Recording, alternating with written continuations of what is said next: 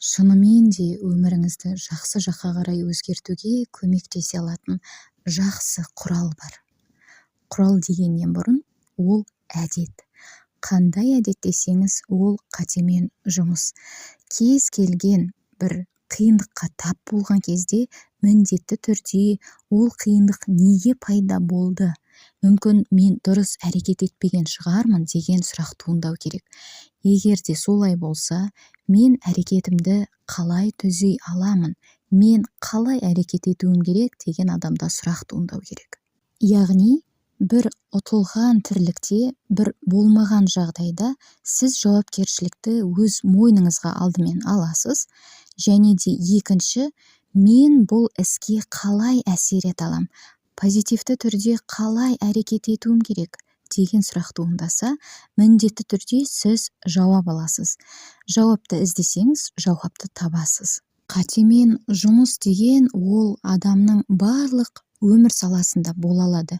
Мәселен, ол жеке қарым-қатынаста болсын, отбасыда болсын, немесе балалармен қарым-қатынаста болсын, немесе жұмыста болсын, әлде достармен қарым-қатынаста болсын.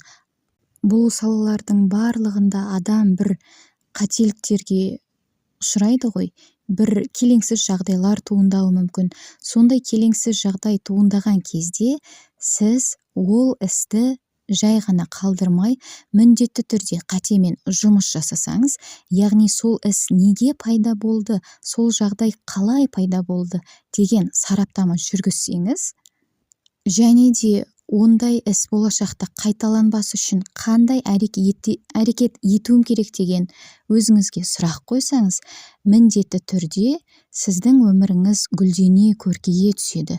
Уақыт өткен сайын, әр қателіктен өткен сайын, ол қателікпен жұмыс істеген сайын, сіздің өміріңіз қалағаныңыздай құлпыра бермек.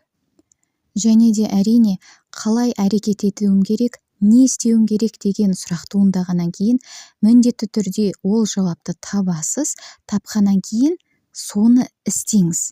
Міндетті түрде ешқашан берілмей, қатемен жұмыс дегенді өзіңіздің жақсы дағдыңызға, өзіңіздің жақсы әдетіңізге айналдырыңыз.